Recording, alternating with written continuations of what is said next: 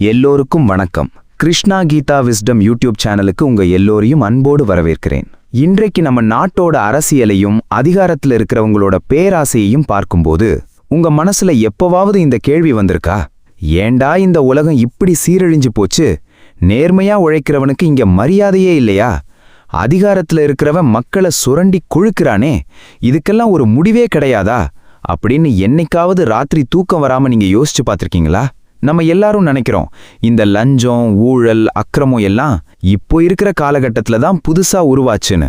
ஆனா 5000 வருஷத்துக்கு முன்னாடியே கங்கை கரையில உட்கார்ந்து சுகதேவ கோஸ்வாமி பரீட்சித்து மகாராஜாவுக்கு இதை அப்படியே கண்ணாடி போல படம் பிடிச்சு காட்டியிருக்காருங்கிற விஷயம் உங்களுக்கு தெரியுமா?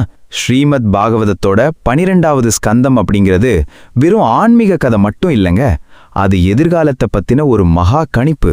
உலகத்துல நடக்க போற அத்தனை அக்கிரமங்களையும் முன்கூட்டியே கணிச்சு வச்ச ஒரு கால கண்ணாடி. யோசிச்சு பாருங்க, பரீட்சித்து மகாராஜாவுக்கு இன்னும் 7 நாள்ல மரணம் வரப்போகுது. தக்ஷன் என்கிற நாகம் வந்து கடிக்க போகுது. அப்படிப்பட்ட ஒரு மரண பயத்துல இருக்கிற ராஜா கிட்ட சுகதேவர் எதை பற்றி பேசுறாரு தெரியுமா? மன்னனே, இனிமே இந்த உலகத்தை யார் யார் ஆளப் போறாங்க, அந்த அரசர்கள் எப்படிப்பட்ட யோக்கியர்களா இருப்பாங்க, மக்கள் என்னவெல்லாம் துன்பப்பட போறாங்கன்னு சொல்றேன் கேளு அப்படின்னு எதிர்கால அரசியலை அவிழ்த்து விடுறாரு. சுகதேவர் சொல்றாரு, பரீட்சித்து, மகத நாட்டை ஆளப்போற ரிபுஞ்சயன் என்கிற அரசனுக்கு அப்புறம் பிரத்யோதன வம்சம் வரும். அதுக்கப்புறம் சிசுநாக வம்சம், அப்புறம் நந்த வம்சம்னு வரிசையா ராஜாக்கள் வருவாங்க. இந்த நந்த வம்சத்துல பிறக்கிற அரசர்கள் எப்பேற்பட்டவங்களா இருப்பாங்க தெரியுமா? பேராசை பிடிச்சவங்களா, தர்மமே இல்லாதவங்களா இருப்பாங்க. ஆனா அந்த நந்த வம்சத்தை வேரோட பிடுங்கி எறியறதுக்கு ஒரு பிராமணன் வருவான். அவன்தான் சாணக்கியன். கொஞ்சம் யோசிச்சு பாருங்க, வரலாற்றுல சாணக்கியர் பிணக்கிறதுக்கும் சந்திரகுப்த மௌரியர் அரியணை ஏறுறதுக்கும் பல்லாயிரம் வருஷங்களுக்கு முன்னாடியே பாகவதத்துல சாணக்கியரோட பேரையும் சந்திரகுப்தரோட பேரையும் சுகதேவர் துல்லியமா குறிப்பிட்டிருக்காரு. சாணக்கியர் தனியாக நின்று தன் சூழ்ச்சியாலும் புத்தி கூர்மையாலும் நந்த வம்சத்தை அழிச்சு சந்திரகுப்த மௌரியனை சிம்மாசனத்துல உட்கார வைப்பாருன்னு பாகவதம் சொல்லுது. மௌரிய வம்சத்துக்கு அப்புறம் சுங்க வம்சம் வரும், கண்வ வம்சம் வரும், அப்புறம் ஆந்திர வம்சத்தை சேர்ந்த மன்னர்கள் ஆளுவாங்கன்னு வரிசையா ராஜாக்களோட பட்டியலை சுகதேவர் அடுக்கிறாரு. ஆனா அங்கதான் ஒரு பெரிய திருப்புமுனை வருது. சுகதேவர் குரல் மாறுது. பரீட்சித்து, இந்த மௌரிய சுங்க வம்சங்கள் வரைக்கும் ஏதோ கொஞ்சம் தர்மம் மிச்சம் இருக்கும். ஆனா அதுக்கப்புறம் வரப்போற அரசர்கள் இருக்காங்களே, அவங்க அரசர்களே கிடையாது. அவங்க அத்தனை பேரும் மகா பாபிகள். ஆந்திர வம்சத்திலிருந்து கீழ்த்தரமான எண்ணம் கொண்ட மனிதர்கள் அதிகாரத்துக்கு வருவாங்க. அவங்களுக்கு தர்மத்தை பத்தி கவலையே இருக்காது. வெறும் அதிகார பசியும் காமமும் மட்டும்தான் அவங்க கண்ணுக்கு தெரியும். உங்களுக்கும் இந்த மாதிரி அனுபவம் இருக்கா? நாம எவ்வளவோ நம்பிக்கையோட ஒரு தலைவனை தேர்ந்தெடுப்போம். இவன் வந்தா நம்ம வாழ்க்கைய மாத்துவான், நமக்கு நல்லது செய்வான் அப்படின்னு நம்புவோம். ஆனா அதிகாரத்துக்கு வந்த அடுத்த கணமே தான் கொடுத்த வாக்குறுதியை மறந்துட்டு நம்மளையே அடிமையா நடத்துறத நம்ம பார்த்துட்டே தானே இருக்கோம். இதைத்தான் சுகதேவர் அன்னைக்கே எச்சரிச்சாரு. கலியுகம் வளர வளர கங்கை ஆற்றங்கரை பகுதிகளையும் தாராபுரி போன்ற ராஜ்யங்களையும் ஆளப்போறவங்க யாரு தெரியுமா? மிலேச்சர்கள் அப்படின்னு சொல்லப்படக்கூடிய நெறியற்றவர்கள், வெளிநாட்டவர்கள், கடவுள் நம்பிக்கை இல்லாத பேராசைக்காரர்கள். அவங்க கிட்ட உண்மை இருக்காது, தூய்மை இருக்காது, தயை இருக்காது. அவங்க மன்னர்கள் என்கிற போர்வையில இருக்கிற கொள்ளைக்காரர்கள். சுகதேவர் ஒரு கடுமையான வார்த்தையை பயன்படுத்துறாரு. கலியுகத்துல அரசனுக்கும் திருடனுக்கும் எந்த வித்தியாசமும் இருக்காதுன்னு. யோசிச்சு பாருங்க, ஒரு திருடன் என்ன செய்வான்? ராத்திரி நேரத்துல உங்க வீட்டுக்குள்ள புகுந்து உங்களுக்கு தெரியாம உங்க பணத்தையும் பொருளையும் திருடிட்டு போவான். ஆனா கலியுகத்து அரசன் என்ன செய்வான் தெரியுமா? பகல் வெளிச்சத்திலேயே சட்டப்பூர்வமாக வரி என்கிற பெயரிலும் கட்டணம் என்கிற பெயரிலும் உங்க உழைப்ப சுரண்டுவான். நீங்க கஷ்டப்பட்டு சம்பாதிக்கிற பணத்துல பாதிய வரியா புடுங்கிக்கிட்டு உங்களுக்கு எந்த நன்மையும் செய்யாம தன் சொந்த குடும்பத்தையும் தன் சுயநலத்தையும் மட்டுமே வளர்த்துப்பான். திருடன் திருடிட்டு ஓடிடுவான். ஆனா இந்த அரசர்கள் உங்களை வாழவும் விடாம சாகவும் விடாம தினமும் சிறுக சிறுக சிதவதை செய்வாங்க. மக்களை காப்பாற்ற வேண்டிய அரசனே மக்களை வேட்டையாடுற வேடனா மாறுவான். நீதிமன்றங்கள்ல நியாயம் கிடைக்காது. பணம் யார்கிட்ட அதிகமா இருக்கோ அவனுக்கு தான் நீதி சாதகமா தீர்ப்பு சொல்லும். ஏழை என்பவன் எப்போதுமே குற்றவாளியாகவே நிறுத்தப்படுவான். சுகதேவர் சொல்றாரு, மன்னனே, இந்த நெறியற்ற அரசர்கள் ஆட்சியில மக்கள் வறுமையினாலும் பஞ்சத்தினாலும் அதிக வரியினாலும் சொல்ல முடியாத துன்பத்தை அனுபவிப்பாங்க. அரசாங்கத்தோட கொடுமை தாங்க முடியாம மக்கள் தங்கள் வீடுகளையும் நிலங்களையும் விட்டுட்டு காட்டுக்கும் மலைக்கும் ஓடிப்போவாங்க. காய்கறிகளையும் வேர்களையும் இலைகளையும் தின்னு உயிர் வாழ்வாங்க. இது ஏதோ பழங்காலத்துல நடந்த கதை மாதிரி இருக்கா, இல்ல நம்ம கண்ணு முன்னாடி இன்னைக்கு நடந்துட்டு இருக்கிற நிஜமா? யோசிச்சு பாருங்க. இன்றைக்கு எத்தனையோ நாடுகள்ல அரசாங்கத்தோட தவறான பொருளாதார கொள்கையாலையும் லஞ்சத்தாலையும் சாதாரண மக்கள் சாப்பாடுக்கே வழி இல்லாம சொந்த நாட்டை விட்டே அகதிகளா ஓடுறத நாம செய்திகள்ல பாக்குறோமா இல்லையா? 5000 வருஷத்துக்கு முன்னாடி எழுதப்பட்ட ஸ்லோகம் இன்னைக்கு நம்ம நியூஸ் சேனல்ல வர செய்தியோட அப்படியே ஒத்து போகுதுன்னா பாகவதத்தோட தீர்க்க தரிசனம் எப்பேற்பட்டது? அப்ப பரீட்சித்து மன்னன் கேட்கறான், சுவாமி, இதெல்லாம் கேட்கவே நெஞ்சம் நடுங்குதே. அரசர்களே திருடர்களா மாறி மக்களோட ரத்தத்தை உறிஞ்சுற இந்த கலியுகத்துல மனிதனோட அன்றாட வாழ்க்கை எப்படி இருக்கும்? அவங்களோட சுபாவம் எப்படி மாறும்? தர்மம் சுத்தமா அழிஞ்சு போயிடுமா அப்படின்னு பதற்றத்தோட கேட்கறான்.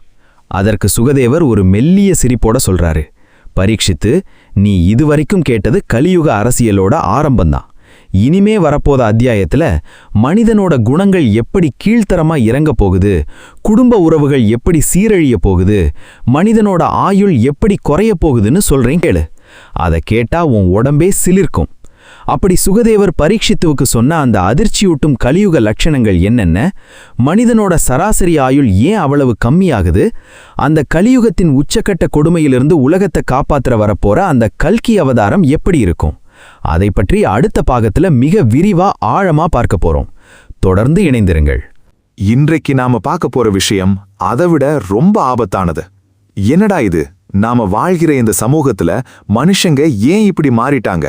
உண்மைய பேசுறவன லூசுன்னு சொல்றாங்க, ஏமாத்துறவன புத்திசாலின்னு கொண்டாடுறாங்களே. பணத்துக்காக சொந்த பந்தங்களை கூட வெட்டி கொள்ற நிலைக்கு மனுஷ மனசு எப்படி போச்சு அப்படின்னு நீங்க எப்பவாவது அதிர்ச்சியோட யோசிச்சிருக்கீங்களா? உங்களுக்கு ஒன்னு தெரியுமா? நாம இன்னைக்கு கண்ணால பார்க்கிற அனுபவிக்கிற அத்தனை அயோக்கியத்தனங்களையும் சுகதேவர் அன்னைக்கே பரீட்சித்து மகாராஜா கிட்ட அப்பட்டமா உடைச்சு சொல்லியிருக்காரு. சுகதேவர் சொல்றாரு, பரீட்சித்து, நல்லா கேட்டுக்கோ. கலியுகம் உச்சத்தை அடையும் போது ஒரு மனிதனோட யோக்கியதைய அவனோட குணத்தையோ நல்ல பண்புகளையோ வச்சு கணிக்க மாட்டாங்க. அவன்கிட்ட எவ்வளவு பணம் இருக்குங்கிறத வச்சுதான் அவன் யோக்கியனா இல்ல அயோக்கியனான்னு முடிவு செய்வாங்க. கையில் காசு இருந்தா அவன் சொல்றதுதான் வேதம். காசு இல்லாதவன் எப்பேற்பட்ட உத்தமனாயிருந்தாலும் இந்த உலகம் அவனை ஒரு துரும்பா கூட மதிக்காது. கொஞ்சம் கண்ணை மூடி யோசிச்சு பாருங்க, இது இன்னைக்கு நம்ம கண் முன்னாடி நடக்குதா இல்லையா? கையில் பணமும் பலமும் இருந்தா நீதிமன்றத்துல எந்த தப்பையும் சட்டப்பூர்வமா மாத்தி நீதிய விலை கொடுத்து வாங்கிடலாம். பலம் இருக்கிறவன் சொல்றதுதான் சட்டம்.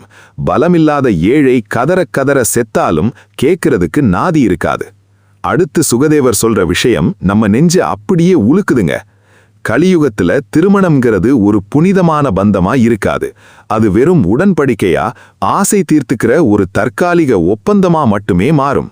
யோசிச்சு பாருங்க, அன்னைக்கு அக்னி சாட்சியா சொந்த பந்தங்கள் ஆசிர்வதிக்க வாழ்விலும் சாவிலும் ஒன்றுபடுவோம்னு கட்டின தாலிக்கு இன்னைக்கு என்ன மதிப்பிருக்கு?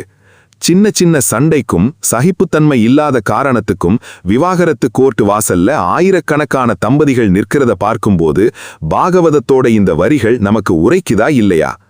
பொய் அன்பும் போலி கவர்ச்சியும் மட்டும்தான் கல்யாணத்துக்கு அஸ்திவாரமா இருக்கும்னு அன்னைக்கே சொல்லியிருக்காரு. அது மட்டுமா, சுகதேவர் அடுத்து சொல்றத கேட்டா நீங்க சிரிப்பதா இல்ல வேதனைப்படுவதானே தெரியாது. கலியுகத்துல குளிப்பது மட்டும்தான் உடலை சுத்தம் செய்யற முறைன்னு நினைப்பாங்க. அதாவது உள்ளத்தில் பொறாமையும் வஞ்சகமும் காமமும் நிறைந்து கிடக்கும். ஆனா மேல சோப்பை போட்டு குளிச்சிட்டா தான் தூய்மையானவனா மாறிட்டதா மனிதன் நினைச்சுப்பான். தலைமுடிய அழகாக வாரிக்கொண்டு விதவிதமா டிசைன் பண்ணிக்கிட்டா அவன் ரொம்ப பண்புள்ளவன்னு இந்த உலகம் நம்பும். உங்களுக்கும் இந்த மாதிரி அனுபவம் இருக்கா? வெளிப்புற தோற்றத்தை வச்சு டை சூட்டு போட்டுக்கிட்டு பளிச்சுன்னு வர்றவனை பார்த்து அப்பா எப்பேற்பட்ட ஜென்டில்மென்னு நினைப்போம். ஆனா பழகி பார்த்தாதான் தெரியும் அவனுக்குள்ள இருக்கிறது மனுஷ மனசா இல்ல மிருக மனசான்னு.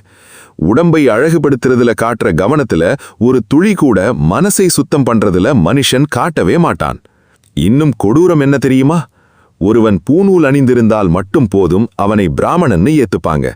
தவம், வேதம், தூய்மை எதுவுமே தேவையில்லை, வெறும் அடையாளங்கள் மட்டும்தான் மிஞ்சும் அப்படின்னு சுகதேவர் சொல்றாரு. கலியுகம் நகர நகர மழை பொழியாது, நிலத்தில பயிர்கள் விளையாது, வறட்சியும் பசியும் தலைவிரித்தாடும். இதனால மனிதர்களோட உடம்பும் மனசும் சிறுக சிறுக சுருங்கி போகும். மனிதர்களோட சராசரி ஆயுள் எவ்வளவு தெரியுமா குறையும்? வெறும் 20 முதல் 30 ஆண்டுகளா குறைஞ்சிடும். 20 வயசுலேயே மனிதனுக்கு நரைத்திரை வந்து கிழவனா மாறி செத்து போவான். தர்மம்ங்கிற சொல் வார்த்தையில கூட இல்லாம உலகம் முழுக்க அறியாமை என்கிற டார்க்னஸ் சூழ்ந்து நிற்கும். அப்போ பரீட்சித்து மன்னன் கதறி அழாத குறையா கேட்கிறான், சுவாமி, எங்கு பார்த்தாலும் அக்கிரமமும் கொடூரமும் நிறைந்த இந்த கலியுகத்துல நல்லவங்களே வாழ முடியாதா? இந்த பூமி அதர்மத்தாலேயே அழிஞ்சு போயிடுமா? பகவான் இந்த உலகத்தை காப்பாற்றவே மாட்டாரா? அப்போ சுகதேவர் கண்ல ஒரு தெய்வீக ஒளி தோன்றுது. அவர் சொல்றாரு, பரீட்சித்து, கலக்கப்படாத. அதர்மம் எப்போதெல்லாம் எல்லை மீறுகிறதோ அப்போதெல்லாம் அதை அழிக்க பகவான் அவதாரம் எடுப்பாருங்கிறது கிருஷ்ணனின் வாக்கு. இந்த கலியுகத்தோட இறுதியிலும் பகவான் மீண்டும் வருவான். எங்க வருவாரு? எப்படி வருவாரு? சுகதேவர் சொல்றாரு, உலகம் முழுக்க அதர்மத்தின் இருள் சூழும் போது உத்தம கிராமமான சம்பல கிராமத்துல விஷ்ணு யஷஸ் என்கிற தூய்மையான பிராமணரின் வீட்டில் பகவான் கல்கி அவதாரம் எடுப்பார். அவர் சாதாரண மனிதனாக வரமாட்டார். தேவதத்தன் என்ற அதிவேக குதிரையின் மீது ஏறி கையிலே மின்னலை போல ஒளிரும் வாளை ஏந்தி பூமி முழுக்க வலம் வருவார். கொஞ்சம் அந்த காட்சியை கற்பனை செஞ்சு பாருங்க. குதிரை மீது கம்பீரமாக வரும் கல்கி பகவான் ராஜாக்கள் என்ற போர்வையில் மக்களை சித்திரவதை செய்த கொள்ளைக்காரர்களையும் கோடிக்கணக்கான அதர்மவாதிகளையும் தன் வாளுக்கு இரையாக்குவார். பூமி முழுக்க உள்ள தீய சக்திகள் அத்தனையும் ஒரே அடியில் துவம்சம் செய்யப்படும். கல்கி பகவானின் வாள் சுழலும் போது அதர்மத்தின் தலைகள் உருண்டோடும். அப்படி தீயவர்கள் அத்தனை பேரையும் அழித்த பிறகு கல்கி பகவானின் திருமேனியிலிருந்து வெளிப்படும் அளப்பரிய வாசனை திரவியங்களின் நறுமணமும் தெய்வீக அதிர்வுகளும் காற்றில் பரவும். அந்த புனிதமான காற்றை சுவாசித்த மாத்திரத்திலேயே மிஞ்சியிருக்கும் மனிதர்களின் மனதிலிருந்த பொறாமை, பேராசை, காமம் அத்தனையும் நொடிப்பொழுதில் மறைந்து போகும். அவங்களோட மனம் மீண்டும் பளிங்கு போல தூய்மையடையும். அதர்மம் அழிக்கப்பட்டு மனிதர்களின் மனம் தூய்மையடைந்த அடுத்த கணமே வானத்திலிருந்து தேவர்கள் மலர் மாறி பொழிவார்கள். காலச்சக்கரம் மீண்டும் சுழலும். சூரியனும் சந்திரனும் குரு பகவானும் பூச நட்சத்திரத்தில் ஒரே நேர்கோட்டில் இணைவார்கள். சுகதேவர் பரீட்சித்துவின் கைகளை பிடித்துக்கொண்டு பரவசத்தோடு சொல்றாரு, மன்னனே, கலியுகம் அத்தோடு முடிவுக்கு வரும். மறைந்து போன சூரிய வம்சமும் சந்திர வம்சமும் மீண்டும் பூமிட்டு திரும்பும். உலகம் மீண்டும் தர்மம் தழைத்தோங்கும் கிருதயுகம் அல்லது சத்தியயுகத்திற்கு பிறப்பெடுக்கும். மனிதர்கள் மீண்டும் ஆயிரக்கணக்கான ஆண்டுகள் நோய் நொடியின்றி தெய்வீக உணர்வோடு வாழ்வார்கள். கேட்கும்போதே நெஞ்சம் சிலிர்க்கிறது அல்லவா? எப்பேற்பட்ட பேரழிவு வந்தாலும் இறுதியில் தர்மம்தான் வெல்லும்ங்கிறதுக்கு கல்கி அவதாரத்தை விட பெரிய சான்று எதுவுமே இல்லை. ஆனா இங்கதான் ஒரு பெரிய கேள்வி பிறக்குது. கலியுகத்துல இவ்வளவு கொடுமைகள் நடக்கும்னு தெரிஞ்சும் இந்த மண்ணை, இந்த அதிகாரத்தை, இந்த சொத்தை என் சொந்தம்னு நினைச்சு அடிச்சுக்கிற மனுஷங்களை பார்த்து பூமி தேவி என்ன நினைப்பா? அவள் சிரிப்பாளா இல்லை அழுவாளா? அந்த பூமி தேவி பாடிய அந்த ரகசிய பாடல் என்ன? கலியுகத்தின் கொடூரமான சாபத்துல இருந்து நாம தப்பிக்க ஒரே ஒரு எளிய வழி இருக்குன்னு பாகவதம் சொல்லுதே. அது என்ன வழி? அதை பற்றி அடுத்த பாகத்துல மிக ஆழமா பார்க்க போறோம். தொடர்ந்து இணைந்திருங்கள். நம்ம மனசுல இருக்கிற பேராசைய அடியோடு அறுத்து எரிய போற ஒரு மகா தத்துவம். இது என்னிடம், இது என் நிலம், இது என் சொத்துன்னு நாம இங்க அடிச்சு பிடிச்சு வாழ்கிறோமே, இத பற்றி இந்த பூமி தாய் என்ன நினைக்கிறான்னு நீங்க எப்பவாவது யோசிச்சு பார்த்திருக்கீங்களா? நாம வாழ்கிற இந்த மண்ணை நம்பி அதிகார போதையில மிதந்து இறுதியில் மண்ணோடு மண்ணாக மடிந்து போன மனிதர்களை பார்த்து பூமி தேவி சத்தமா சிரிச்சாலாம். அந்த சிரிப்போட பின்னணியில பூமி தேவி பாடின ஒரு அழகான பாடல்தான் பூமி கீதம். சுகதேவர் பரீட்சித்துவிடம் சொல்றாரு, மன்னனே, இந்த பூமி தேவி தனக்குள்ளேயே சிரிச்சுக்கிட்டு என்ன பாடுறா தெரியுமா? அடடே, இந்த மனிதர்கள் எப்பேற்பட்ட மூடர்களா இருக்கிறாங்க. பஞ்சபூதங்களால் ஆன இந்த அழியும் உடம்ப வச்சுக்கிட்டு இந்த பூமி முழுவதையும் ஜெயிக்கணும்னு ஆசைப்படுறாங்களே.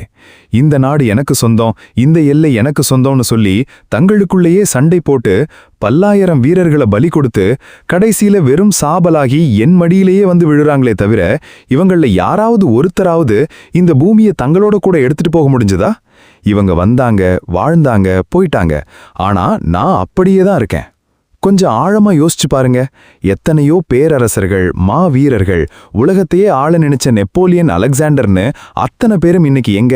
அவங்க ஆண்ட பூமியும் மண்ணும் இன்னைக்கு எங்க இருக்கு? அவங்க கட்டின கோட்டைகளும் கொத்தளங்களும் மண்ணோடு மண்ணாக மக்கி போச்சு. ஆனா என் நிலம்னு அவங்க மார்தட்டிக்கிட்ட அதே பூமி இன்னைக்கும் அசையாம அப்படியே தான் இருக்கு. உங்களுக்கும் இந்த மாதிரி தோணியிருக்கா? சின்னதா ஒரு அடி நிலத்துக்காக அண்ணன் தம்பி வெட்டிக்கிறத, பக்கத்து வீட்டுக்காரங்கிட்ட கோர்ட்டு கேஸ்னு போய் ஆயுசு முழுதையும் வீணடிச்சு நிம்மதியை தொலைக்கிற மனிதர்களை பார்க்கும்போது, அட பாவிகளா, நாளைக்கு நாம செத்து போனா கூட வேற 2 அடி மண்ணை கூடவா கொண்டு போக போறோம்னு தோணுமில்ல? அதத்தான் பூமி தேவி அன்னைக்கே பாடி வச்சா. அடுத்து 4 யுகங்கள்ல தர்மம் எப்படி சிறுக சிறுக குறையுதுன்னு சுகதேவர் விவரிக்கிறாரு. சத்திய யுகத்துல தர்மதேவன் 4 கால்களோட கம்பீரமா நின்னா. அந்த 4 கால்கள் என்னன்னா உண்மை, தவம், தூய்மை, கருணை. மனுஷங்க மனசுல பொய்ங்கிறதே கிடையாது. ஆனா திரேதாயுகம் வந்ததும் மனிதர்களோட மனசுல ஆசை நுழைஞ்சது. தர்மத்தோட ஒரு கால் முறிஞ்சு 3 கால்கள்ல நின்னா. அப்புறம் துவாபர யுகம் வந்ததும் பேராசையும் அகந்தையும் அதிகமாகி தர்மம் 2 கால்கள்ல தள்ளாடுச்சு. கடைசியா வந்த இந்த கலியுகத்துல தர்மத்துக்கு 3 கால்களும் முறிஞ்சு போச்சு. இப்ப வெறும் ஒரே ஒரு கால்ல தான் தர்மம் நொண்டி நொண்டி தத்தளிச்சு நிக்குது. அதுவும் உண்மைங்கிற அந்த ஒரே ஒரு கால் மட்டும்தான். ஆனா கலியுகம் வளர வளர அந்த பொய் சொல்லாத தன்மையும் மனுஷங்கிட்ட இருந்து மெல்ல மெல்ல மறைஞ்சு போயிடும். சுகதேவர் கலியுகத்தோட உச்சக்கட்ட கொடுமைய இன்னும் கொடூரமா விவரிக்கிறாரு. பரீட்சித்து, கலியுகத்துல பசியும் பட்டினியும் பஞ்சமும் தலைவிரித்தாடும். வானம் பொய்த்து போகும், மழை பெய்யாது, சாப்பாட்டுக்கு வழி இல்லாம மனிதர்கள் அலைவாங்க. அது மட்டுமில்ல, பெத்த தாய் தந்தையரை பிள்ளைகள் பாரமா நினைச்சு வீட்டை விட்டு துரத்துவாங்க. வயசான காலத்துல காப்பாத்த வேண்டிய கடமைய மறந்துருவாங்க. பெண்களோட கற்பு நெறியும் ஆண்களோட ஒழுக்கமும் சுத்தமா அழிஞ்சு போயிடும். இதை கேட்கும்போதே நம்ம நெஞ்சமே பதறுதலவா? ஐயோ, எங்கு பார்த்தாலும் பாவமும் அக்கிரமமும் கொடுமையும் நிறைந்த இந்த கலியுகத்துல பிறந்துட்டோமே, நாம எப்படி கரைவேறுவது? நமக்கு முக்தி கிடைப்பது சாத்தியமே இல்லையான்னு பரீட்சித்து மன்னன் கதறி துடிக்கிறான். அப்போதுதான் ஸ்ரீமத் பாகவதத்தின் 12வது ஸ்கந்தத்திலேயே மிக மிக முக்கியமும் ஆணித்தரமானதுமான அந்த அமிர்தம் போன்ற வரிகளை சுகதேவர் வெளிப்படுத்துறாரு. சுகதேவர் புன்னகையோட சொல்றாரு, மன்னனே, பயப்படாதே. கலியுகம் தோஷங்களின் கடல், அக்கிரமங்களின் இருப்பிடம். அதுல எந்த சந்தேகமும் இல்ல. ஆனா இந்த கலியுகத்துல ஒரு மகா பெரிய நன்மையும் ரகசியமும் ஒளிஞ்சிருக்கு. அதை சொல்றேன் கேளு. சத்தியயுகத்துல 10,000 ஆண்டுகள் கடுமையான தவம் செய்து அடைந்த பலனையும், திரேதாயுகத்துல பெரிய பெரிய யாகங்களும் வேள்விகளும் செய்து அடைந்த பலனையும், துவாபர யுகத்துல ஆடம்பரமான பூஜைகளும் விக்கிரக ஆராதனைகளும் செய்து அடைந்த பலனையும், இந்த கொடூரமான கலியுகத்துல ஒரு மனிதன் எவ்வித கஷ்டமும் இல்லாமல் மிக மிக சுலபமா அடைந்திட முடியும். அது என்ன வழி தெரியுமா? கிருதே யத் தியாயதோ விஷ்ணும் திரேதாயாம் யஜதோ மகை துவாபரே பரிச்சர்யாயாம் கலௌ தத் ஹரிகீர்த்தனாத். வெறுமனே தன் வாயால் ஹரிநாமத்தை பாடினாலே போதும். கிருஷ்ணா, கோவிந்தா, ஹரி என்று பகவானுடைய திருநாமத்தை அன்போடு வாய்விட்டு கத்தினாலே போதும். எந்த யாகமும் வேண்டாம், பெரிய தவமும் வேண்டாம், காடுகளுக்கு ஓடவும் வேண்டாம். அந்த ஹரிநாம சங்கீர்த்தனம் ஒன்றே கலியுகத்தின் அத்தனை பாவங்களையும் பனி போல விலக்கி மனிதனுக்கு மிக உயர்ந்த முக்தியை சுலபமாக கொடுத்திடும். யோசிச்சு பாருங்க, கலியுகத்துல வாழ்கிற நமக்கு மனசுல எவ்வளவு கவலைகள், கடன் தொல்லைகள், மன அழுத்தங்கள். ஆனா இது எல்லாவற்றையும் தாண்டி நம்ம நாவினாலேயே இறைவனின் நாமத்தை உச்சரிக்கும் போது நமக்குள்ள ஏற்படுகிற அந்த அமைதியும் ஆன்மீக அதிர்வுகளும் எவ்வளவு பெரிய வரப்பிரசாதம். கலியுகம் எவ்வளவு மோசமானதோ அவ்வளவு எளிமையான முக்தி வழியையும் இறைவன் நமக்கு கொடுத்திருக்கான். ஆனா இங்க ஒரு பெரிய பிரபஞ்ச ரகசியம் ஒளிஞ்சிருக்கு. இந்த உலகம் அழியும் போது எப்படி அழியும்? பிரளயம் அப்படிங்கிறது ஒரே மாதிரியா நடக்குமா? இல்ல அதுல 4 நிலைகள் இருக்கா? காலம்ங்கிறது எல்லாவற்றையும் எப்படி விழுங்குது? நாம பார்க்கிற இந்த பூமி, இந்த சூரியன், இந்த நட்சத்திரங்கள், நாம வாழ்கிற இந்த பிரபஞ்சம் எல்லாமே எப்பவாவது அழியுமா? அழிஞ்சா அது எப்படி அழியும்? காலம்ங்கிறது எல்லாவற்றையும் எப்படி முழுங்கி ஏப்பம் விடுது அப்படின்னு நீங்க எப்பவாவது ராத்திரி நேரத்துல அண்ணாந்து வானத்தை பார்த்து யோசிச்சு பார்த்திருக்கீங்களா? நம்ம அறிவியல் உலகம் இன்னைக்கு பிக் பேங் தியரி என்றும் பிரபஞ்ச விரிவாக்கம் என்றும் எத்தனையோ விஷயங்களை ஆராய்ச்சி பண்ணிட்டு இருக்கு. ஆனா 5000 வருஷங்களுக்கு முன்னாடியே காலத்தோட அந்த பிரம்மாண்டமான அழிவு சுழற்சிய சுகதேவர் பரீட்சித்து மகாராஜாவுக்கு மிக துல்லியமா 4 விதமான பிரளயங்களா விவரிச்சிருக்காரு. சுகதேவர் சொல்றாரு, பரீட்சித்து, இந்த சிருஷ்டியும் பிரளயமும் காலத்தோட அசைக்க முடியாத விதி. இந்த பிரபஞ்ச அழிவுங்கிறது ஒரே மாதிரி நடக்கிறதில்ல. அதுல 4 முக்கியமான நிலைகள் இருக்கு. 1 நைமித்திக பிரளயம், 2வது பிராகிருத பிரளயம், 3வது ஆத்யந்திக பிரளயம், 4வது நித்திய பிரளயம். கேட்கும்போதே ஆச்சரியமா இருக்குல்ல? முதல்ல வர்ற நைமித்திக பிரளயம்னா என்ன தெரியுமா? நம்ம படைப்பு கடவுளான பிரம்மாவுக்கு ஒரு பகல் காலம் முடியும் போது நடக்கிற அழிவு தான் இது. பிரம்மாவோட ஒரு பகல்ங்கிறது நமக்கு எத்தனை ஆண்டுகள் தெரியுமா? 4 யுகங்கள் அடங்கிய ஒரு சதுர்யுகம் 1000 முறை சுழலணும். அதாவது 432 கோடி மனித ஆண்டுகள். அவ்வளவு பெரிய ஒரு பகல் முடிஞ்சதும் பிரம்மா தூங்க போவாரு. அவர் தூங்க போகும்போது இந்த பூலோகம், புவர்லோகம், ஸ்வர்லோகம்னு கீழே இருக்கிற உலகங்கள் அத்தனையும் பேரழிவுக்கு உள்ளாகும். பிரம்மாவின் உடம்பிலிருந்து பயங்கரமான அக்னிப்பிழம்புகள் வெளிப்பட்டு அத்தனை உலகங்களையும் எரிச்சு சாம்பலாக்கும். அப்புறம் பேரழிவு மழை பெய்து எல்லாம் பெருங்கடலா மாறும். பிரம்மா தூங்கி முழிக்கிற வரைக்கும், அதாவது இன்னொரு 432 கோடி ஆண்டுகள் இந்த பிரபஞ்சமே தண்ணிக்குள்ள ஒடுங்கி இருக்கும். பிரம்மா விழித்ததும் மீண்டும் படைப்பு நடக்கும். இதுதான் நைமித்திக பிரளயம். அடுத்து வர்ற பிராகிருத பிரளயம், இதுதான் மகா பிரளயம். பிரம்மாவோட முழு ஆயுசு முடியும் போது இது நடக்கும். பிரம்மாவோட 100 வயசுங்கிறது நம்ம கணக்குப்படி 311 ட்ரில்லியன் ஆண்டுகள். அவ்வளவு காலம் முடிஞ்சதும் இந்த பிரபஞ்சத்தை கட்டமைச்ச அத்தனை பஞ்சபூதங்களும் ஒன்னுக்கு ஒன்னு சுருங்கி அழியத் தொடங்கும்.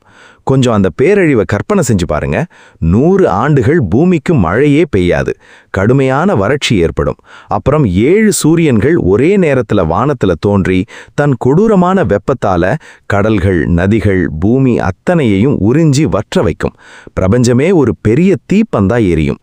அதற்கு அப்புறம் நிலம்ங்கிற தத்துவம் தண்ணீர்ல கரையும், நீர்ங்கிறது நெருப்புல கரையும், நெருப்புங்கிறது காற்றுல ஒடுங்கும், காற்றுங்கிறது ஆகாயத்துல கரையும், ஆகாயம்ங்கிறது அகங்கார தத்துவத்துல ஒடுங்கும். கடைசியில பஞ்சபூதங்களும் மூல பிரகிருதியான பகவானின் மாயையில போய் அப்படியே சுருங்கி ஒடுங்கி போகும். அங்க ஒண்ணுமே இருக்காது, ஒரே இருளும் பேரமைதியும் மட்டும்தான் மிஞ்சும். உங்களுக்கும் இந்த மாதிரி தோணியிருக்கா? அட பாவிகளா, இவ்வளவு பெரிய பிரபஞ்சமே பிரம்மாவே கடைசியில அழிய போறாங்கன்னா நாம கட்டுன வீடும் நாம சேர்த்து வச்ச சொத்தும் நம்ம உடம்பும் எம்மாத்திரம்னு தோணுதோ இல்லையோ? ஆனா சுகதேவர் அடுத்து சொல்ற 3வது பிரளயம் இருக்கே, ஆத்யந்திக பிரளயம், அதுதான் மிக மிக உன்னதமான ஆன்மீக ரகசியம். இது உலகத்துக்கு நடக்கிற அழிவு இல்லைங்க, இது மனிதனோட அறியாமைக்கு நடக்கிற அழிவு. ஒரு ஜீவாத்மா தான் பெற்ற ஞானத்தால நான் இந்த அழியும் உடம்பு இல்லை, நான் என்றும் அழியாத ஆன்மான்னு உணர்ந்து இந்த மாயையை தாண்டி பரமாத்மாவான கிருஷ்ணரோடு கலக்கிற ஞான முக்தி நிலைதான் ஆத்யந்திக பிரளயம். இந்த முக்தியை அடைஞ்சவனுக்கு அப்புறம் பிறப்பும் இல்லை, இறப்பும் இல்லை, எந்த பிரளயத்தை பற்றிய பயமும் இல்லை. கடைசியா சுகதேவர் சொல்ற 4வது பிரளயம்தான் நித்திய பிரளயம்.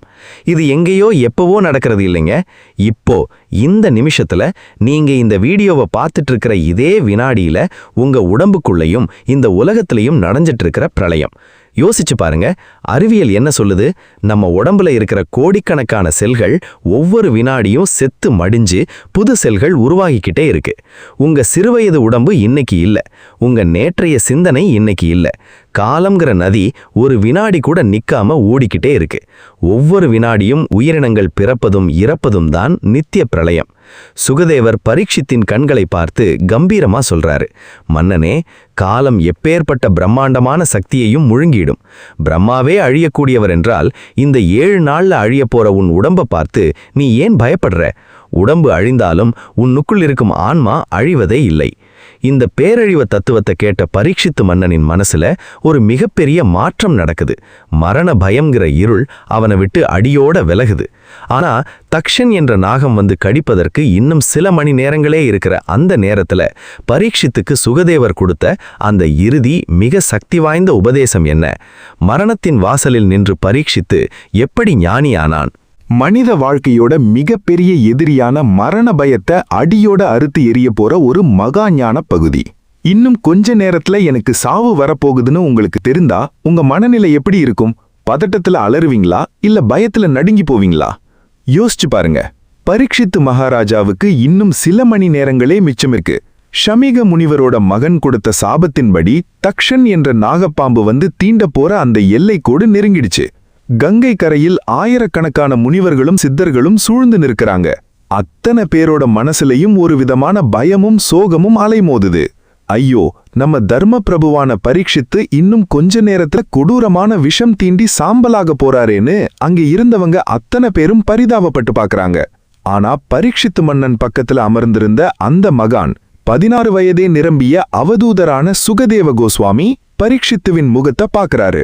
பரீட்சித்துவின் கண்கள்ல லேசான ஒரு கலக்கம் தெரிவதை கவனிச்சு ஒரு தந்தை தன் குழந்தைக்கு அன்போடு புரிய வைப்பதைப் போல சிரிச்ச முகத்தோட பேசத் தொடங்குறாரு. சுகதேவர் சொல்றாரு, மன்னனே பரீட்சித்து, இந்த அழியக்கூடிய உடம்ப பார்த்து நீ இன்னும் பயந்துட்டு இருக்கியா? மாடு தன் கன்றுக்குட்டியை நினைச்சு நினைச்சு கவலைப்படுற மாதிரி நாளைக்கு சாம்பலாக போற இந்த மண்ணாலான உடம்ப நினைச்சு நீ ஏன் கலங்குற? நீ இதுவரைக்கும் கேட்ட பாகவத கதைகளோட சாரம் என்ன தெரியுமா? நீ இந்த உடம்பு கிடையாது. நீ பிறக்கவும் இல்ல, நீ இறக்கவும் போவதில்லை. பிறப்பும் இறப்பும் இந்த உடம்புக்கு மட்டும்தானே தவிர உனக்குள் ஒளிரும் அந்த அழியாத ஆத்மாவுக்கு கிடையவே கிடையாது. கொஞ்சம் ஆழமா அமைதியா யோசிச்சு பாருங்க. நம்ம வாழ்க்கையில நாம செய்யற முக்கால்வாசி தவறுகளுக்கும் பேராசைக்கும் கவலைக்கும் மூல காரணமே என்ன தெரியுமா? நான் தான் இந்த உடம்புன்னு நாம தப்பா நினைச்சுக்கிட்டு இருக்கிறது தான். என் அழகு போயிடுமோ, என் ஆரோக்கியம் போயிடுமோ, எனக்கு அப்புறம் என் குடும்பம் என்னவாகுமோன்னு நாம தினமும் செத்து செத்து பிழைக்கிறோம். உங்களுக்கும் இந்த மாதிரி அனுபவம் இருக்கா? உடம்புக்கு ஒரு சின்ன காய்ச்சல் வந்தாலோ இல்ல டாக்டர் ஏதோ டெஸ்ட் எடுக்க சொன்னாலோ அன்னைக்கு ராத்திரி தூக்கமே வராம ஐயோ நமக்கு ஏதோ ஆயிடுமோன்னு பயத்துல நடுங்குவோமே. அதத்தான் சுகதேவர் ஒரே அடியில உடைச்சி எறிகிறாரு. சுகதேவர் பரீட்சித்துவுக்கு ஒரு அழகான உதாரணம் சொல்றாரு. மன்னனே பரீட்சித்து, நல்லா கேட்டுக்கோ. தக்ஷன் என்ற பாம்பு வந்து உன்னை கடிக்கட்டும். அவனுடைய கொடூரமான விஷம் உன் உடம்பை எரிச்சு சாம்பலாக்கட்டும். ஆனா அந்த நாகத்தாலையோ அவனுடைய விஷத்தாலையோ உன்னை பொசுக்க முடியாது. ஏன்னா நீ உடம்பு இல்லை, நீ பரம்பொருள். அகம் பிரம்மாஸ்மி. நீ அந்த அழிவற்ற பிரம்மம். நான் பிரம்மமாக இருக்கிறேன், பிரம்மமே நானாக இருக்கிறது என்கிற இந்த ஞானத்துல உன் மனசை நிலைநிறுத்து. அந்த பாம்பு வந்து கடிக்கிறதுக்கு முன்னாடியே உன் ஆத்மாவை பகவான் கிருஷ்ணரின் திருவடிகளில் ஐக்கியப்படுத்திடு. என்ன ஒரு அற்புதம்! இந்த பிரம்மஞான உபதேசத்தை கேட்ட அடுத்த வினாடி பரீட்சித்துவின் முகத்துல இருந்த அத்தனை கலக்கமும் பயமும் பனி போல் விலகி போகுது. அவனுடைய கண்கள்ல ஒரு பேரமைதியும் தெய்வீக ஒளியும் பிரகாசிக்குது. பரீட்சித்து தன் கைகளை கூப்பி சுகதேவரின் பாதங்களில் விழுந்த வணங்கி சொல்றான், மகானே, என் குருவே, உங்களுடைய இந்த அமிர்தமான வார்த்தைகளை கேட்ட பிறகு என் மனசுல இருந்த மரண பயம் சுத்தமா அழிஞ்சு போச்சு. இனி தக்ஷன் வந்தாலும் சரி, உலகமே அழிஞ்சாலும் சரி, எனக்கு எந்த பயமும் இல்லை. நான் இந்த உடம்பை மறந்துட்டேன். என் ஆத்மாவை முழுமுதற் கடவுளான ஸ்ரீ கிருஷ்ணரிடம் சமர்ப்பிச்சிட்டேன். என்னை வாழ வைத்த உங்களுக்கும் இந்த பாகவதத்துக்கும் என் கோடி நமஸ்காரங்கள். யோசிச்சு பாருங்க, 7 நாட்களுக்கு முன்னாடி எனக்கு சாபம் கிடைச்சிடுச்சே, இன்னும் 7 நாள்ல நான் செத்து போயிடுவேனேன்னு கண்ணீரும் கம்பளையுமா சுகதேவர் பாதங்கள்ல விழுந்த அதே பரீட்சித்து இன்னைக்கு மரணத்தையே தன் கால் துசுக்கு சமமா நினைச்சு புன்னகையோட மரணத்தை எதிர்நோக்கி உட்கார்ந்திருக்கான். இதுதான் ஸ்ரீமத் பாகவதத்தின் அசாத்தியமான சக்தி. அப்போ பரீட்சித்து மன்னன் தன் கண்களை மூடி மூச்சை அடக்கி பிரம்ம தியானத்துல ஆழமா மூழ்கி போறான். சுற்றிலும் இருந்த முனிவர்கள் அத்தனை பேரும் அதை பார்த்து அதிகைத்து நிற்கிறாங்க. ஆனா சுகதேவர் சொன்னபடியே அந்த தக்ஷன் என்ற நாகம் பரீட்சித்துவை தேடி வருதா? பரீட்சித்துவுக்கு என்ன ஆகுது? அது மட்டுமில்ல, தன் தந்தை பாம்பினால் இறந்து போனதை அறிந்து ஆத்திரமடைகிற பரீட்சித்துவின் மகன் ஜனமேஜயன் இந்த உலகத்துல இருக்கிற அத்தனை பாம்புகளையும் அழிப்பேன்னு சபதம் எடுத்து செய்கிற அந்த கொடூரமான சர்ப்பயாகம் என்ன ஆகுது? கங்கை கரையில் பரீட்சித்து மன்னன் வடக்கிருந்து தன் புலன்கள் அத்தனையையும் அடக்கி ஆத்மாவ பரமாத்மாவான கிருஷ்ணரோட ஒன்னு சேர்த்து அசையாத மரம் போல பிரம்ம தியானத்துல வீற்றிருக்காரு. அந்த நேரத்துல பிராமண சிறுவனின் சாபத்தை நிறைவேற்றுறதுக்காக தக்ஷன் என்ற பயங்கரமான நாகம் பரீட்சித்தை நோக்கி வந்துட்டு இருக்கு. வழியில காசியபன்ங்கிற ஒரு பெரிய விஷ வைத்திய பிராமணனை தக்ஷன் சந்திக்கிறான். அந்த பிராமணன் பரீட்சித்துவ காப்பாற்றி நிறைய தனம் சம்பாதிக்கலாம்னு போயிட்டு இருக்காரு. தக்ஷன் அந்த பிராமணன் கிட்ட, நீ என்ன பெரிய வைத்தியனா? இதோ இந்த மரத்தை என் விஷத்தால எரிக்கிறேன், பிழக்க வை பாப்போம்னு சொல்லி ஒரு பெரிய மரத்தை கடிச்சு உடனே சாம்பலாக்குறான். காசியபரும் தன் மந்திர சக்தியால அந்த சாம்பல மீண்டும் மரமாக்கி காட்டுறாரு. இத பார்த்த தக்ஷன் அந்த பிராமணனுக்கு அளவு கடந்த செல்வத்தை கொடுத்து, நீ மன்னனை காப்பாற்ற போகாதேன்னு சொல்லி வழி அனுப்பி வச்சிடுறான். அப்புறம் தக்ஷன் ஒரு தந்திரம் பண்றான். ஒரு பிராமண வடிவத்துல மாறி பரீட்சித்துவுக்கு பழங்கள் கொண்டு போற முனிவர்களோட கலந்துடுறான். ஒரு பழத்துக்குள்ள சின்ன புழுவா மறைஞ்சு போய் பரீட்சித்து மன்னன் முன்னாடி போய் நிக்கிறான். பரீட்சித்து தியானத்தை முடிச்சு மெல்ல கண்ணை திறக்கிறாரு. தன் கைக்கு வந்த பழத்திலிருந்த சின்ன புழுவை பாக்குறாரு. அவருக்கு புரிஞ்சிடுச்சு, இதுதான் சாபத்தின் வடிவில் வந்த தக்ஷன்னு. பரீட்சித்து புன்னகையோட சொல்றாரு, தக்ஷனே, உன் வேலையை நீ செய். உடனே அந்த புழு மலை போன்ற பிரம்மாண்டமான நாக உருவம் எடுத்து சீறி பாய்ந்து பரீட்சித்து மன்னனை தீண்டுது. தக்ஷனின் கொடூரமான விஷத்தீ பற்றி எரியுது. பரீட்சித்துவின் உடம்பு அங்கே இருந்த ஆயிரக்கணக்கான மக்கள் கண்ணு முன்னாடியே எரிஞ்சு சாம்பலாகுது. ஆனா அங்கதான் ஒரு பெரிய அற்புதம் நடந்தது. தக்ஷன் கடிக்கிறதுக்கு முன்னாடியே பரீட்சித்து தன் ஜீவாத்மாவை பரம்பொருளோடு ஐக்கியப்படுத்தி முக்தி அடைஞ்சிட்டாரு. தக்ஷன் எரிச்சது பரீட்சித்துவின் வெறும் வெளிக்கூட்டம் மட்டும்தான். பரீட்சித்துவின் ஆத்மாவை அந்த விஷத்தால ஒரு துளி கூட தொட முடியல. வானத்திலிருந்து தேவர்கள் மலர் மாறி பொழிய, துந்துபிகள் முழங்க, பரீட்சித்து மகாராஜா பகவானின் பரமபதத்தை அடைஞ்சாரு. ஆனா இந்த செய்தி பரீட்சித்துவின் மகனான ஜனமேஜயன் மன்னனுக்கு தெரிய வந்ததும் அவனுக்கு ரத்தம் கொதிக்குது. என் தந்தையை, ஒரு தர்ம பிரபுவை சதியால் கொன்ற அந்த தக்ஷனையும் அவனுடைய நாக வம்சத்தையும் இந்த பூமியிலிருந்தே அழிப்பேன்னு ஆவேசமா சபதம் எடுக்கிறான். உடனே ஜனமேஜயன் சர்ப்பசத்ர யாகம்ங்கிற கொடூரமான நாக வேள்விய தொடங்குறான். யாக குண்டத்திலிருந்து எழுந்த மந்திர சக்தியால உலகம் முழுதும் இருந்த கோடிக்கணக்கான பாம்புகள் காத்துல மிதந்து வந்து அலறிக்கிட்டே அந்த அக்னி குண்டத்துல விழுந்து சாம்பலாகுது. விஷப்பாம்புகளின் பயங்கரமான அலறல் சத்தம் பிரபஞ்சம் முழுக்க எதிரொலிக்குது.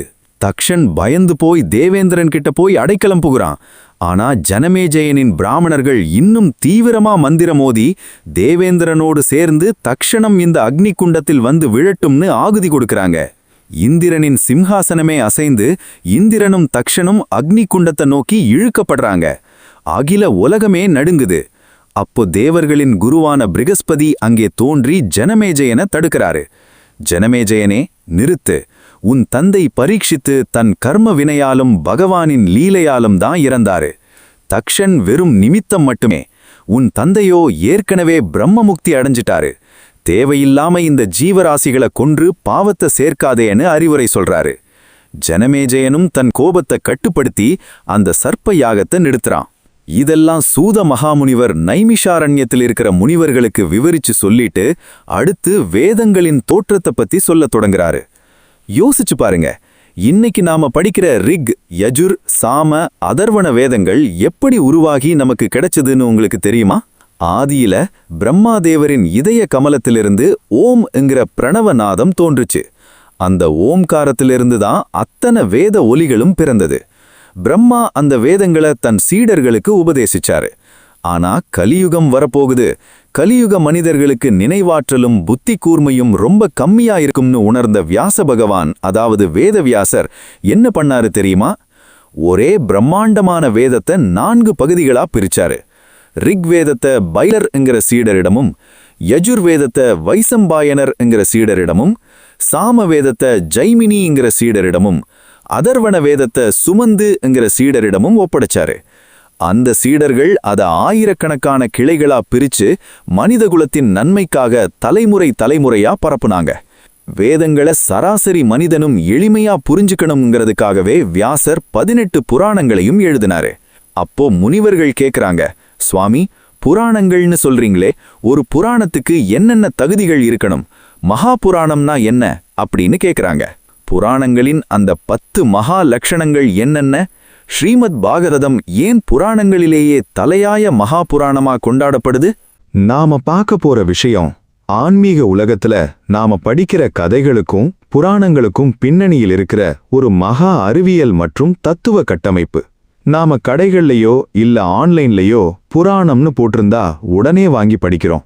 ஆனா உண்மையிலேயே ஒரு நூல் மகா புராணம் அப்படின்னு சொல்லப்படணும்னா அதுக்கு என்னென்ன தகுதிகள் இருக்கணும்?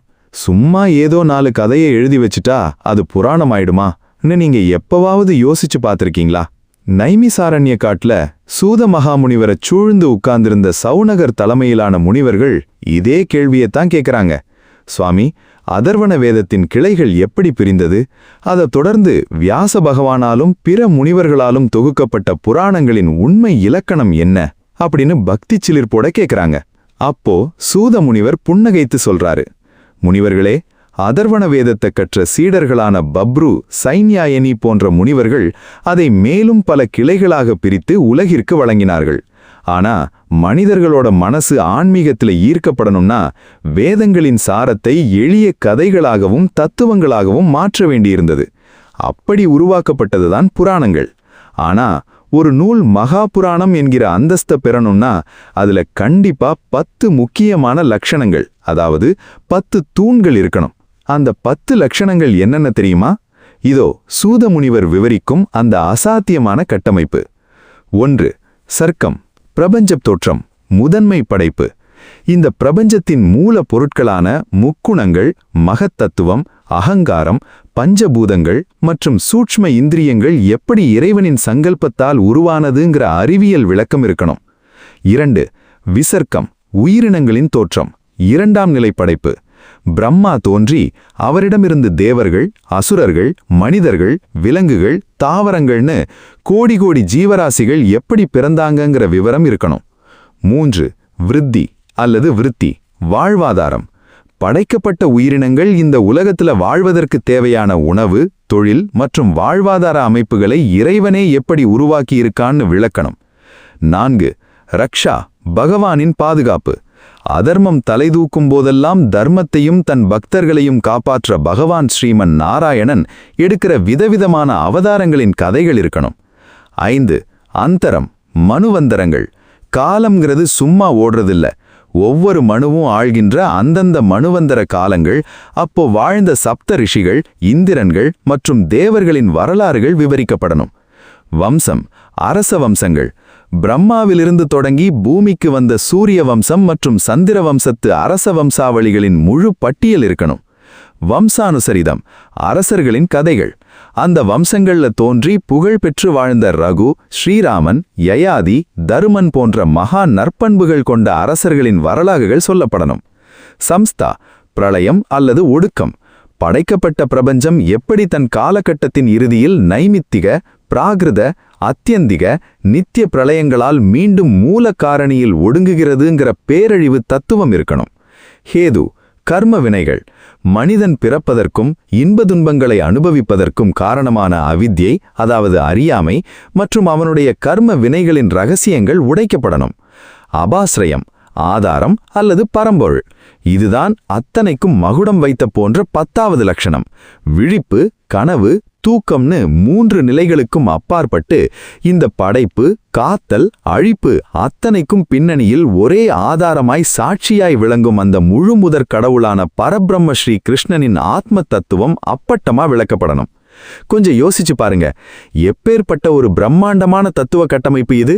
சூத முனிவர் நெஞ்ச நிமிர்த்தி சொல்றாரு, முனிவர்களே, இந்த 10 லட்சணங்களையும் தனக்குள்ளே மிக துல்லியமாகவும் முழுமையாகவும் கொண்ட ஒரே மகாபுராணம் எது தெரியுமா? அதுதான் நாம் கேட்டுக்கொண்டிருக்கும் இந்த ஸ்ரீமத் பாகவதம். உங்களுக்கும் இந்த மாதிரி தோழி இருக்கா? நாம ஏதோ பாகவதம்னா வெறும் கண்ணனின் லீலைகள் மட்டும்தான் அப்படின்னு நினைச்சிட்டு இருப்போம். ஆனா அதுக்குள்ள பிரபஞ்ச உற்பத்தி, காலச்சக்கரம், அரசகுல வரலாறு, ஆன்மீக அறிவியல்னு அத்தனை துறைகளோட விடை ஒளிஞ்சிருக்குங்கிறத கேட்கும்போது வியப்பா இருக்குல்ல? அப்போ சூத முனிவர் சொல்றாரு, இந்த பாகவதத்தின் பெருமையை உணர்ந்த மகான்கள் எத்தனையோ பேர் இருக்காங்க. ஆனா அவங்கள 6 மனுவந்தரங்கள் கடந்தும் இன்றைக்கும் சிரஞ்சீவியா வாழ்ந்துகிட்டு இருக்கிற ஒரு மகா முனிவர் இருக்காரு. அவர்தான் மார்க்கண்டேய முனிவர். அவர் செஞ்ச கடுமையான தவமும் அதை கலைக்க இந்திரன் செஞ்ச மாய வேலைகளும், அதற்கு பிறகு அவர் கண்ட அந்த அசாத்திய தரிசனமும் உங்களுக்கு தெரியுமா? 6 மனுவந்தரங்களை கடந்தும் சாகாமல் வாழும் மார்க்கண்டேயரின் தவம் எப்பேற்பட்டது! அவரது தவத்தை கலைக்க இந்திரன் ஏவிய காமதேவனும் அப்சரசுகளும் தோற்றுப்போனது எப்படி?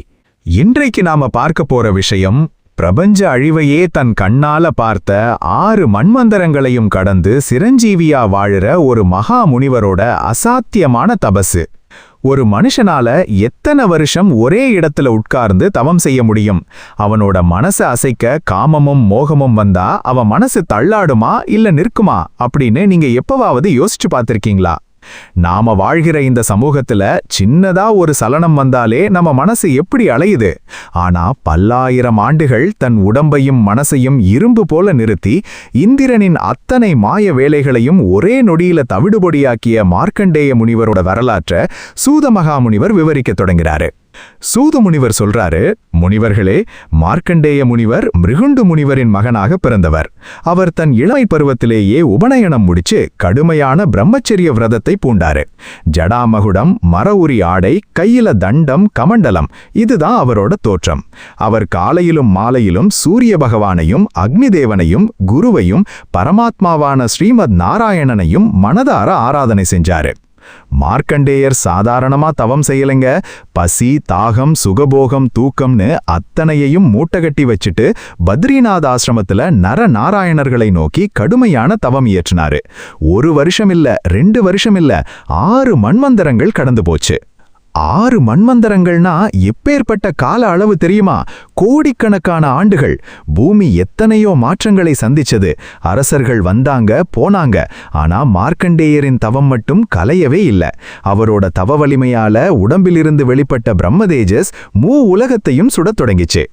அங்கதான் வழக்கம் போல சொர்க்கலோகத்திலே இருந்த தேவேந்திரனுக்கு பயம் பிறந்தது. யோசிச்சு பாருங்க, யாராவது ஒருத்தர் கடுமையான தவம் செஞ்சா உடனே இந்திரனுக்கு என்ன தோணும்? அடடே, அவன் நம்ம இந்திர பதவியை புடுங்க போறானோங்கிற பயமும் பொறாமையும் வந்துடும்.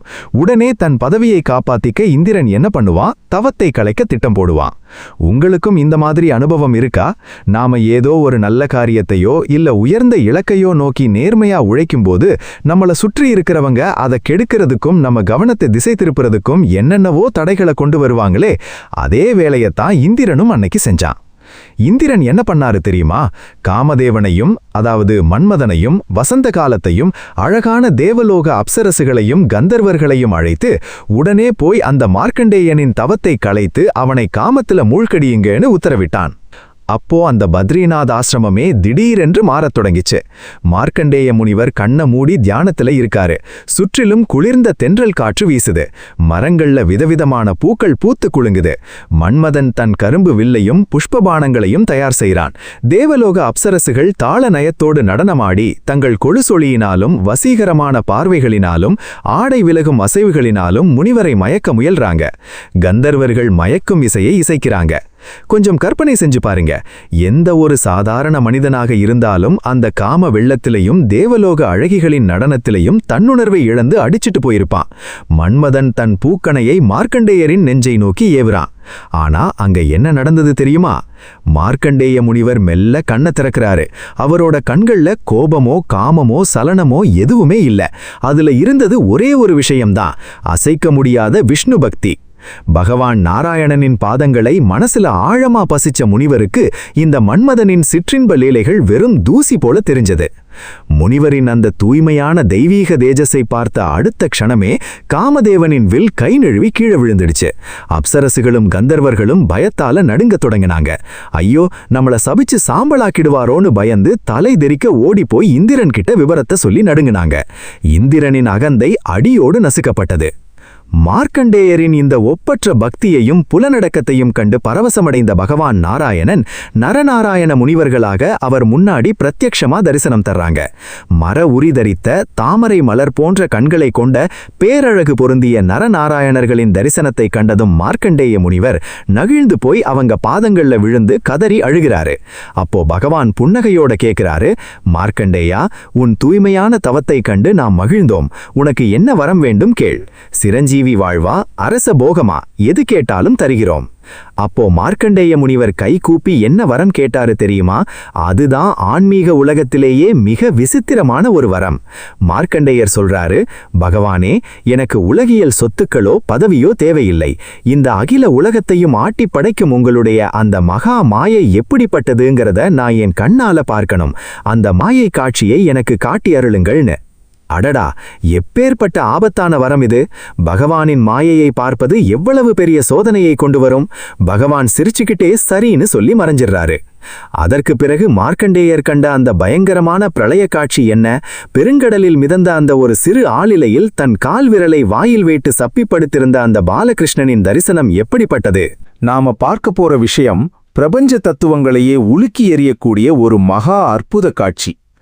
பகவானோட மாயை எப்பேற்பட்டது? பெருங்கடலின் நடுவே ஒரு சின்ன ஆளிலையில் மிதந்து வந்த அந்த பாலகிருஷ்ணன் மார்க்கண்டேயருக்கு என்ன பாடத்தை கற்றுக் கொடுத்தான் அப்படின்னு தெரிஞ்சுக்க நீங்க தயாரா இருக்கீங்களா?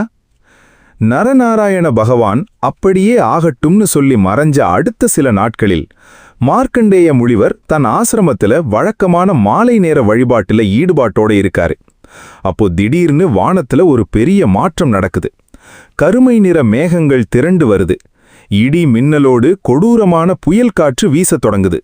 பிரபஞ்ச அழிவின் அறிகுறியா பெருங்கடல்கள் அத்தனையும் கரைபுரண்டு பொங்கி வருது. கொஞ்சம் அந்த காட்சிய மனசுல கற்பனை செஞ்சு பாருங்க. பூமி, மலைகள், காடுகள், ஆகாயம்னு அத்தனை இடத்தையும் தண்ணி முழுங்குது.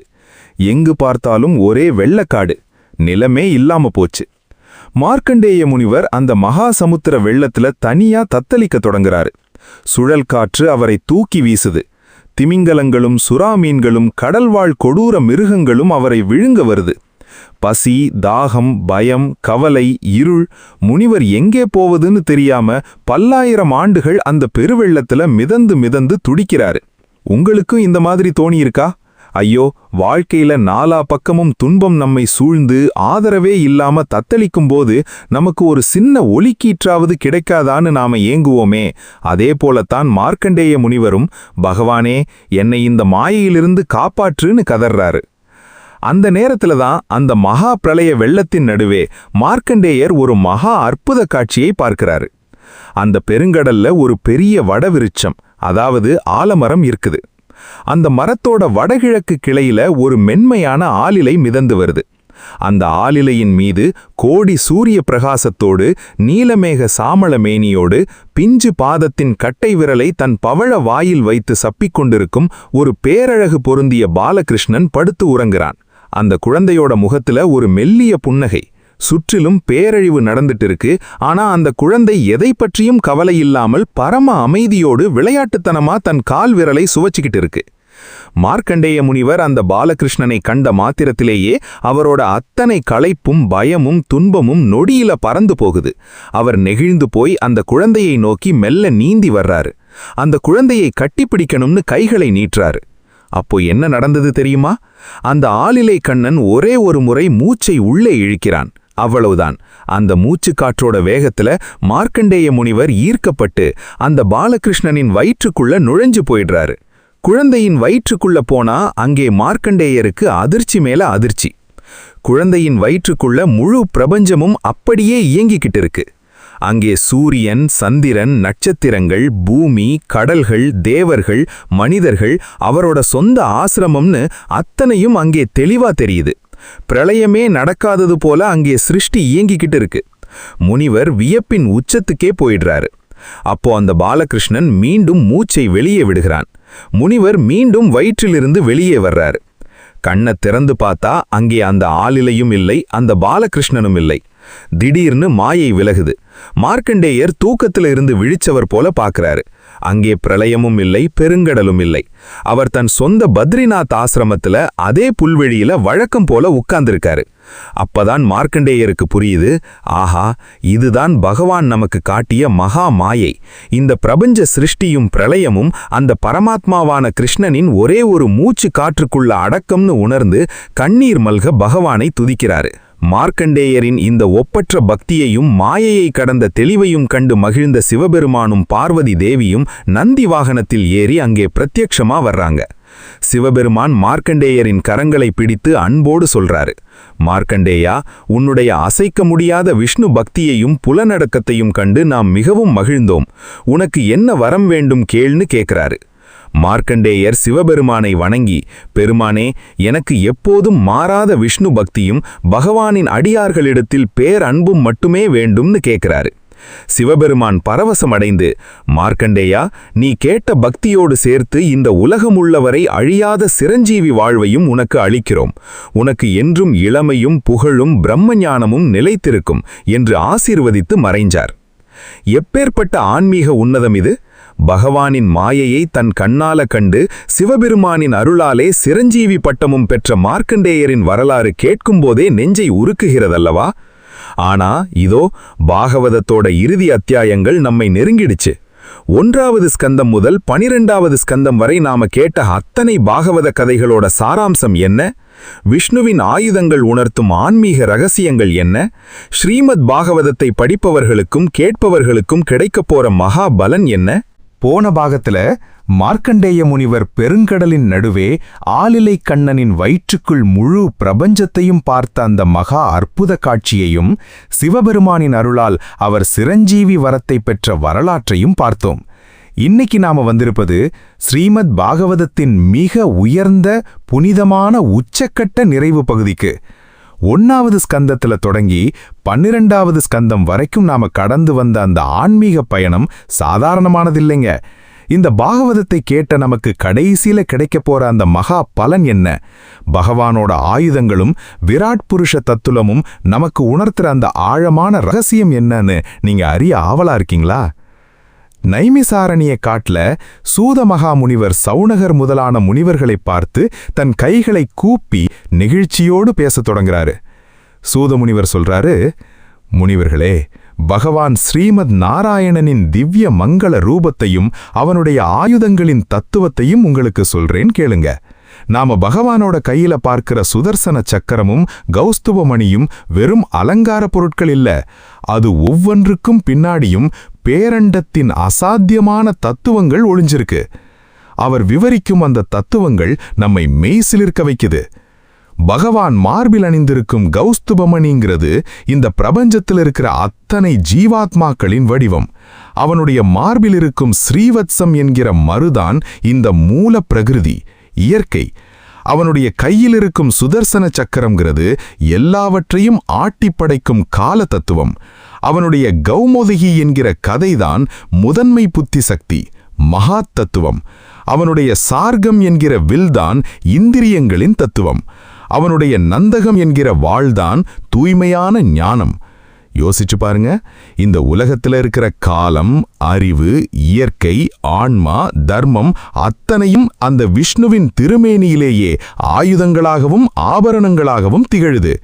அது மட்டுமில்ல, சூரிய மண்டலத்துல ஒவ்வொரு மாதமும் வலம் வரும் 12 ஆதித்யர்களும் அந்தந்த மாதங்களுக்கு ஏற்ப பகவானின் பலத்தை உலகிற்கு வழங்கும் சேவைக்காரர்கள்னு சூதமுனிவர் விளக்குறாரு. அதற்கப்புறம் சூதமுனிவர் 1வது ஸ்கந்தத்துல தொடங்கி 12வது ஸ்கந்தம் வரைக்கும் நாம கேட்ட அத்தனை அவதாரங்களையும் லீலைகளையும் ஒரே கோர்வையா சுருக்கமா நினைவூற்றாரு.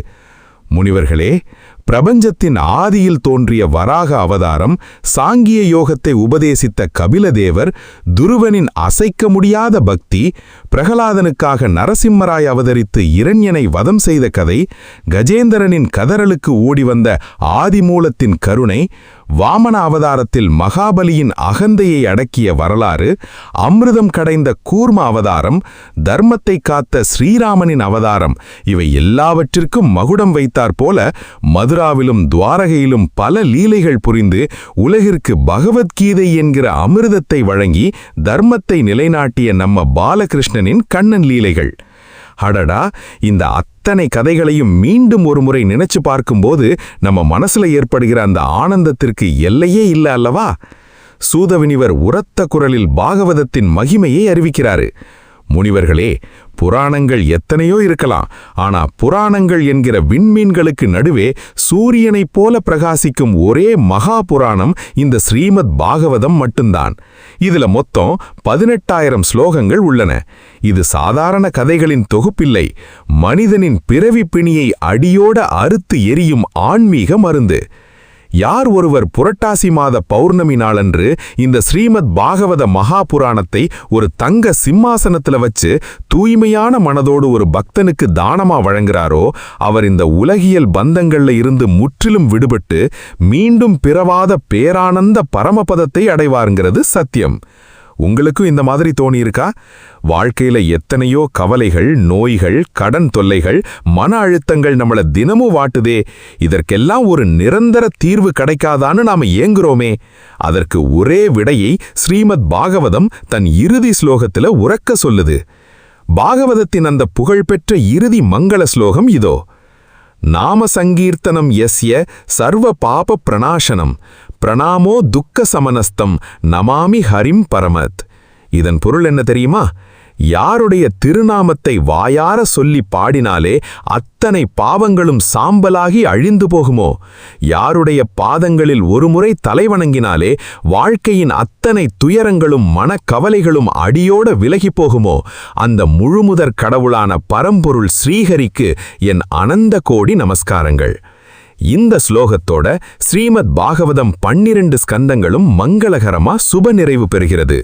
ஹரியோம் தத்சத். நாம இதுவரைக்கும் தொடர்ந்து பார்த்த இந்த 10 பாகங்கள் கொண்ட ஸ்ரீமத் பாகவத சீரீஸ் உங்க மனசுக்கு எவ்வளவு பெரிய அமைதியையும் ஆன்மீக ஞானத்தையும் கொடுத்ததுங்கிறத மறக்காம கமெண்ட்ல ஹரியோம் அல்லது ராதே கிருஷ்ணான்னு பதிவு செய்யுங்க. இந்த புனிதமான ஆன்மீக அமிர்தத்தை உங்க குடும்பத்தினருக்கும் நண்பர்களுக்கும் ஷேர் பண்ணி அவங்களும் இந்த புண்ணியத்தை பெற வழி செய்யுங்க. இதுபோன்ற ஆழமான சக்தி வாய்ந்த ஆன்மீக தத்துவங்களையும் கதைகளையும் தொடர்ந்து கேட்க நம்ம கிருஷ்ணா கீதா விஸ்டம் யூடியூப் சேனலுக்கு மறக்காம லைக் பண்ணுங்க, ஷேர் பண்ணுங்க, தவறாம சப்ஸ்கிரைப் பண்ணி பக்கத்தில் இருக்கிற பெல் ஐகானை கிளிக் பண்ணிக்கங்க. மீண்டும் மற்றொரு அற்புத ஆன்மீக பயணத்தில் உங்களை சந்திக்கும் வரை உங்களிடமிருந்து அன்போடு விடைபெறுவது உங்கள் கிருஷ்ணா கீதா விஸ்டம். சர்வம் ஸ்ரீ கிருஷ்ணார்ப்பணமஸ்து. ராதே ராதே.